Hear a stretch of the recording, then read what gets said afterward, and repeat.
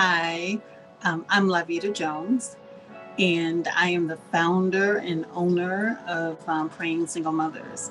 I started Praying Single Mothers in 2009, and so we have been impacting lives of single mothers worldwide.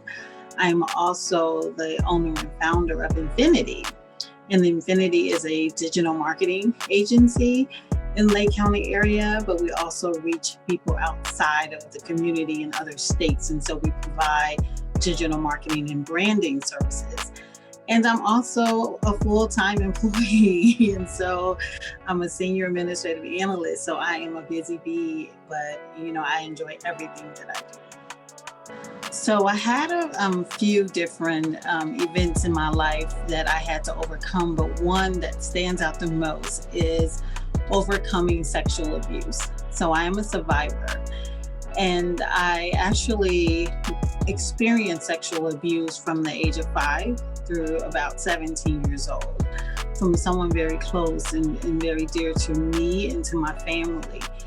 And it was a very difficult time, and I had to figure out how to forgive and overcome that. But the sexual abuse caused so many different emotions in me that affected relationships with friends, girlfriends, guy friends, people in my community, teachers, pastors, just relationships overall, because of trust, fear, doubt, unforgiveness in me. And so it was very difficult for me to just be who I was, because for so many years I hid that part of my life.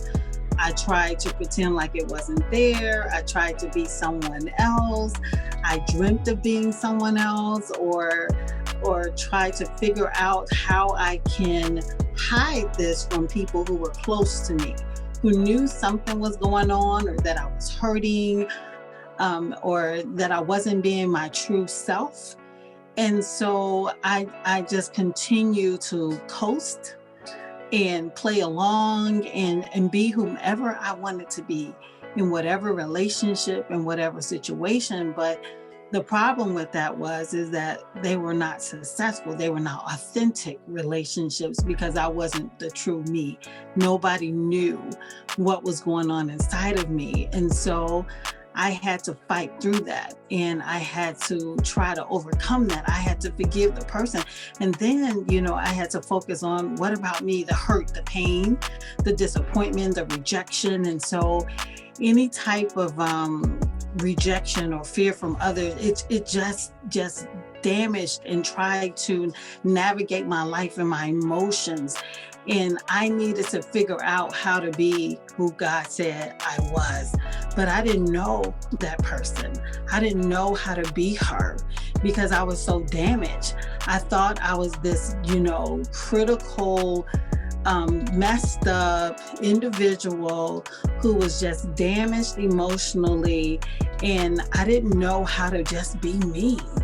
And so I had to learn that. I had to learn that what happened to me as a child was not my fault.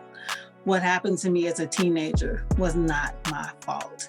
And I had to forgive me and learn to forgive the person, so that I can be the best that I can be for the people that were in my life, that I could, at the time where I couldn't be, right? I just couldn't be LaVeda.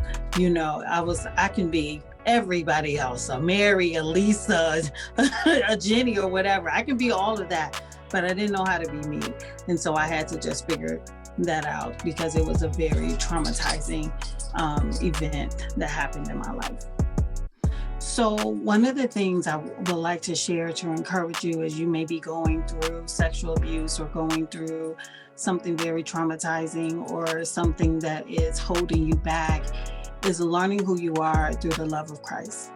And what was the kicker for me was when I became a Christian and began to build my life with Christ and began to dig into the Word of God and began to have pastors and leaders to speak into my life, I began to find out who I really was, who God says I was. And if He said that I was beautifully and wonderfully made, I needed to believe that. And so I began to work on me, and then I began to walk in forgiveness. towards my abuser. Because what I had to understand too with my abuser is that something must have happened with them, right? And I needed to get to the root cause of what happened to them so that I can forgive them, and then they can identify what they've done. And so we had this conversation, and it wasn't an easy conversation. It was a very difficult conversation because I had to relive what happened. But I was open because God taught me that if I can forgive you, LaVeda, for all that you've done, I'm sure that you can forgive this person for what they've done.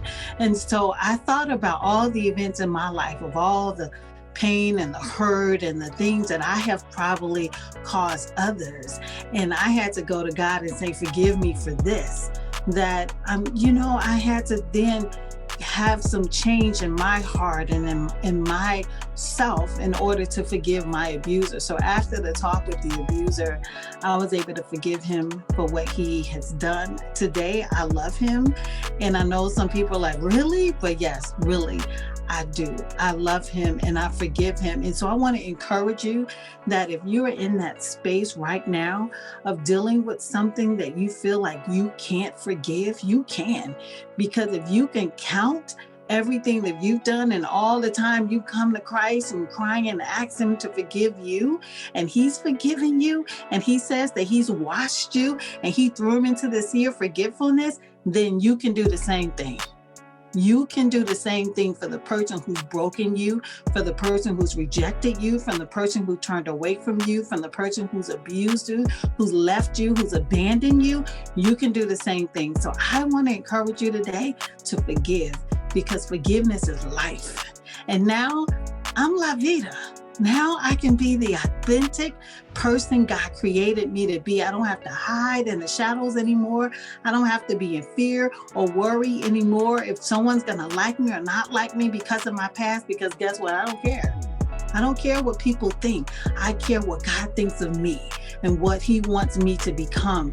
And what he thinks of me is more important than anyone else's thoughts of me. And so I encourage you to get it right.